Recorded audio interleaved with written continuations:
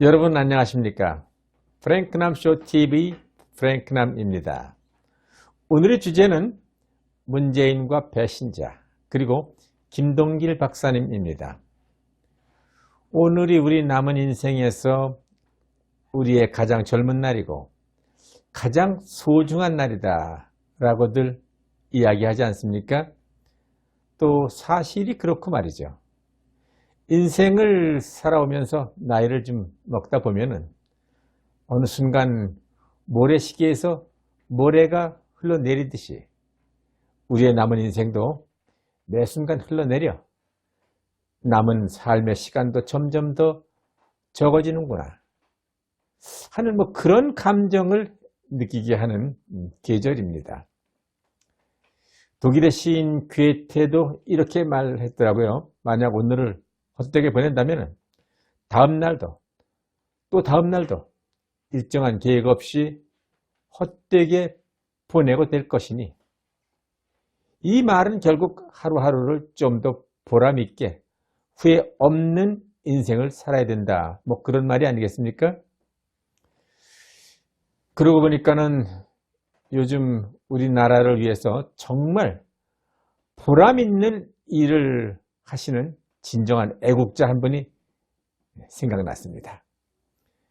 여러 유튜브 방송 중에서 노익장을 과시하시면서 열정적으로 사자후를 토해내고 계시는 김동길 교수님. 이미 그분의 연세가 90이 넘으신 박사님께서는 수많은 저서와 강연, 논평, 평론, 종교활동 등 이제는 좀 편안하게 쉬셔도 될 그런 연세이신데 유튜브 방송을 개국하셔서 이미 100회를 넘기신 지 오래이시고 150회를 향해 애국심을 불태우고 계십니다. 젊은이들도 따라올 수 없는 불굴의 의지와 용기로 현 정부를 향해서 질타하시는 그 놀라운 모습에서 저는 이런 생각을 하게 되었습니다. 선생님께서는 우리나라가 위태롭고 우리 대한민국이 너무나 위험하고 혼란스럽고 걱정이 돼서 망해가고 있는 이 나라를 이대로 그냥 두고만 볼 수 없다. 그래서 분연히 일어서신 것이라고 저는 그런 생각을 하게 되었습니다. 그동안 선생님께서 고이 모셔두었던 갑옷을, 철갑옷을 손수 꺼내 입으시고 투구에 쌓였던 먼지를 털어 쓰시고 용감무쌍하게 유튜브 전선에 나셔서 충성스러운 30만 정의의 군단을 거느리시고 청룡도 긴 칼을 빼어들어서 천하를 호령하시니 수백만 병사들이 댓글로 호응하며 사기를 드높이 하더라. 단기 필마로 적진에 뛰어들어 큰 소리로 적장을 꾸짖으시니 호통치시니 만백성이 환호하며 병사되기를 자청하더라. 매해 출정 전투마다 연전연승 저들을 격파하니 수천 수만 군사들의 수요가 날로 늘어나서 50만 고지가 눈앞에 다가오니 요즘 젊은이들이 어찌 노 교수님의 기백과 용기 나라 사랑하시는 그 숭고하고도 커다란 마음, 큰 마음을 그 높은 기상을 당할 수 있겠는가? 김동길 교수님께서 나라를 위해서 나라 사랑하시는 애국심에 불타서 고단하심을 무릅쓰시고 열심히 방송하시는 그 열정을 보면서 우리 역사를 뒤돌아보더라도 나라가 위태로울 때는 민병도 일어났고 승병도 일어났고 또 의병도 일어났고 그래서 그와 같이 교수님께서도 유튜브 전선에 출전하셔서 또 이렇게 고단함을 무릅쓰시고 한번 전투를 해보자. 한번 적과 한번 같이 한판 겨뤄보자. 그런 마음을 갖게 되신 것은 아니신가. 현재 대한민국을 움직이고 있는 집권 세력들은 이 나라를 도대체 어디로 끌고 가려 하는 것인지, 그들은 무슨 생각을 하고 있는 것인지, 누구의 지령을 받고 움직이는 것은 아닌지, 평범한 국민의 상식으로서는 도저히 이해할 수 없는, 납득할 수 없는 잘못된 정책들만 쏟아내고 있는 그들, 또 잘못된 방향으로만 가고 있는 그들의 저희가 무엇인가? 결국은 이 나라를 통째로 공산화시키려는 의도는 아닌지 의심을 안 할래야 안 할 수가 없습니다. 그렇지 않다면야 무엇 때문에 최전방에 설치된 탱크 저지 방어벽을 스스로 철거해서 북계군의 침투를 용이하게 만들었겠습니까? 무슨 이유로 전방을 굳건히 잘 지키고 있던 군부대들을 해체시키고, 무슨 이유로 북계군 군용 차량에 쓸 수 있는 경유를 유엔 제재의 감시망을 피해가면서까지 몰래 선박으로 실어다가 그들에게 바치는 것입니까? 누구의 지시가 있었기에 유엔 제재 대상인 석탄을 비싼 달러를 쳐들여가면서 도둑놈 작물 사듯이 비밀리에 몰래 사들였단 말입니까? 민가에 몰래 들어가서 도둑질이나 해서 허기진 배를 채우는 그런 북계군이 불쌍하니까 굴량미하라고 배불리 잘 먹고 힘내서 남친 땅굴도 열심히 좀 파고 연평도 포격도 멋지게 한 번 더 잘 해보라고, 그래서 수십만 톤의 쌀을 그들에게 보내주려는 겁니까? 서해 북방 한계선 NLL과 한강 하구 일대에 대한 비행 금지 구역 설정으로 서울, 인천 수도권이 안보 위기 상황으로 처하게 만든 그런 것은 그게 뭐 누구의 지령입니까? 지령해서 그런 걸 했습니까? 아니면은 자발적 충성심에 의한 그런 아이디어였습니까? 한 나라가 망하는 것은 외부로부터의 침략에서보다는 내부로부터의 권력투쟁, 위정자의 무능, 방어력 부족 등 뭐 여러 가지 요인들이 있겠지만은 충분한 군사력을 가지고 있었음에도 불구하고 멸망한 나라의 그런 경우를 볼 것 같으면은 틀림없이 적과 내통하는 배신자, 배반자들이 있었음을 역사는 잘 말해주고 있습니다. 그런데 말입니다. 우리는 여기쯤에서 부강했던 한 나라가 어떻게 멸망하게 되었는지에 대해서 좀 더 자세하게 알아볼 필요가 있을 것 같습니다. 로마와 인접해 있으면서 세기의 영웅 한니발 장군이 압도적인 군사력으로 위세를 떨치고 있었던 나라 카르타고, 당시 최강국이었던 카르타고가 어떻게 멸망하게 되었는지 그 이유를 우리는 여기서 한 번 더 되짚어보지 않을 수가 없습니다. 로마보다도 일찍 건국되었고 당시 정치, 군사, 문화, 예술 등 모든 분야에서 로마보다도 앞서 있었던 나라 카르타고, 그러한 강대국이 역사 속으로 사라지게 된 이유는 무엇이었는지 우리는 그것이 알고 싶은 것입니다. 그것은 결국 군사력이 약해서가 아니라 그 나라의 최고 권력층에 속해 있으면서 모든 것을 누리고 살았던 귀족 아스틸락스라는 천하의 배신자가 있었다는 사실은 상기해 볼 만한 필요가 있는 것입니다. 카르타고를 멸망하게 한 반역자 아스틸락스는 초롱성 같은 난공불락의 성벽과 지하 수로의 모든 도면을 훔쳐다가 로마 원로원에 팔아넘기고 그 대신 그는 억만장자가 되었다고 합니다. 그뿐이 아니라 그자는 카르타고를 공격하는 6만 명의 로마군과 함께 성벽의 약한 부분들과 샛길, 지하수로의 출입구 등 모든 군사 기밀을 샅샅이 로마군에게 알려줌으로써 로마가 자국 카르타고를 함락시키는데 아주 1등 공신이 되었던 것입니다.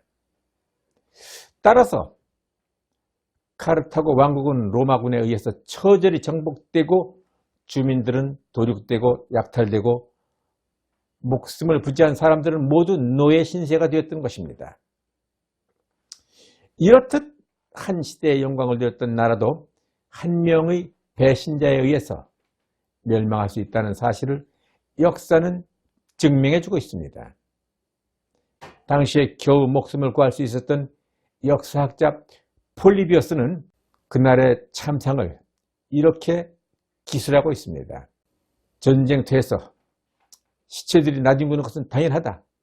하지만 내가 카르타고에서 본 것은 지난 30여 년 동안 어느 전쟁터에서 본 것보다도 더 처참하고 말로는 다 설명할 수 없는 아주 비참한 것들이었다.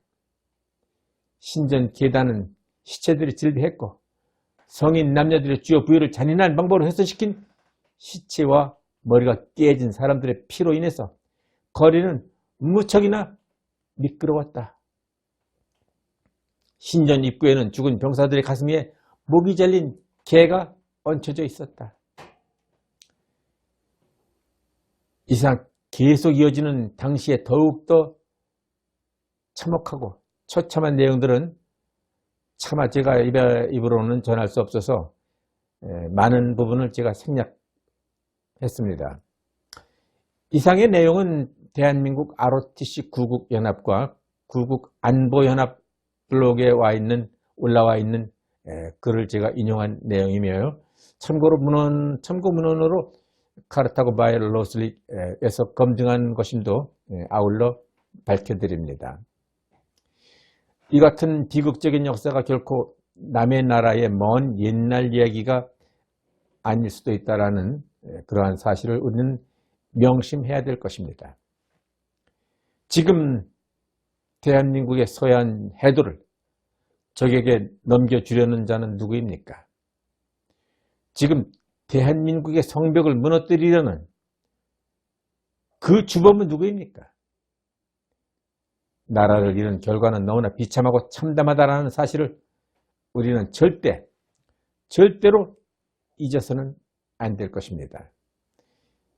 킬링 필드라는 말이 더 먼저 떠오르는 캄보디아는 우리나라가 6.25로 폐허가 되었을 때 쌀을 지원한 나라라는 사실을 알고 있는 사람은 그리 많지 않을 것입니다.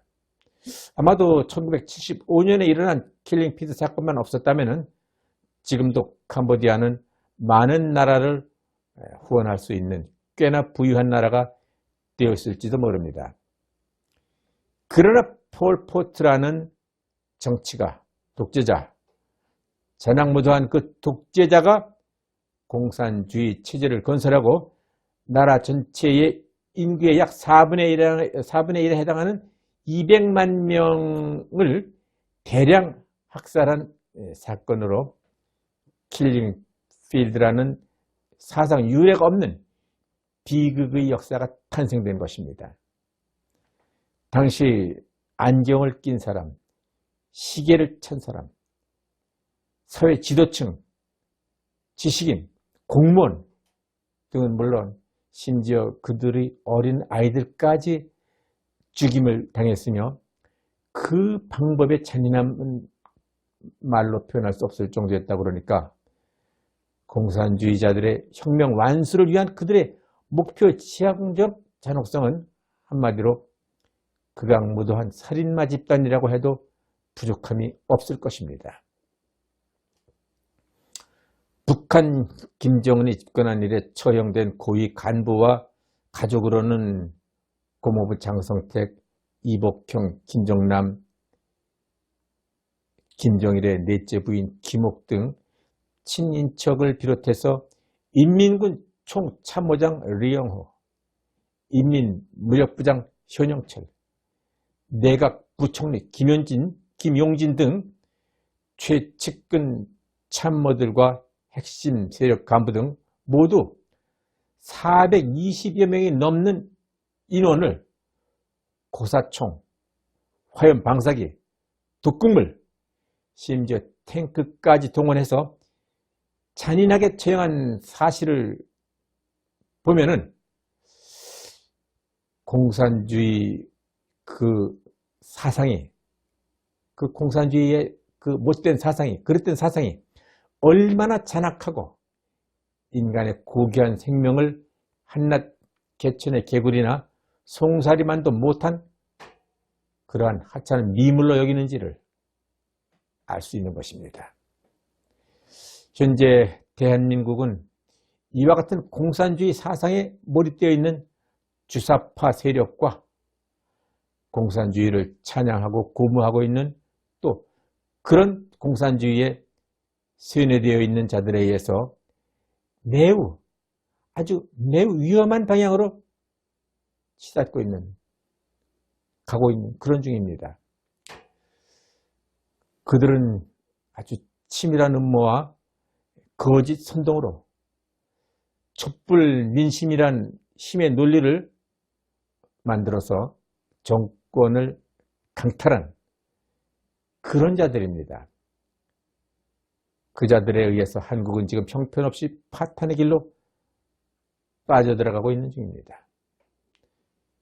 카르타고나 킬링필드, 김정은의 피해 숙청 같은 비극적인 역사가 결코 남의 나라, 먼 이야기가 아닐 수 있고, 만에 하나 대한민국이 배신자 세력들에 의해서 적화된다면 이러한 비극의 역사가 한반도 내에서 재현될 수 있다. 그런 사실을 우리는 결코 잊어서는 안 될 것입니다. 그들은 지금 막대한 국민의 세금을 가지고 온갖 포퓰리즘 정책을 동원해서 설마 나라가 어떻게 되겠어 하고 무심하게 하루하루를 살고 있는 서민들을 대상으로 자신도 모르는 사이에 아스틸락스와 같은 배신자들이 교묘하게 설계한 울타리 안으로 가두려 하고 있습니다. 지금 이 순간에도 그 자들은 간교한 수법으로 가난하고 선량한 수많은 사람들을 그들이 쳐놓은 그물 안으로 끌어들이고 있습니다. 기억하시기 바랍니다. 깨어나시기 바랍니다. 깨어나셔야 합니다. 바로 대한민국 안에 있는 아스틸락스와 같은 배신자들이 있다는 것을 우리는 잊지 말아야 될 것입니다. 나라가 사는 길은 하루라도 빨리 한국의 아스틸락스, 민족의 반역자, 국민의 배신자를 찾아내서 처단해야 되는 것입니다. 지금 결행하지 않으면 침몰하고 있는 대한민국의 몰락을 막을 기회는 어쩌면 영원히 없을지도 모릅니다. 분열하지 말고 하나로 힘을 모아야 합니다. 프랭크남 쇼는 앞으로도 위기의 대한민국을 구하는 일에 저의 한 목소리를 내어서 최선을 다하도록 노력할 것입니다. 대단히 감사합니다.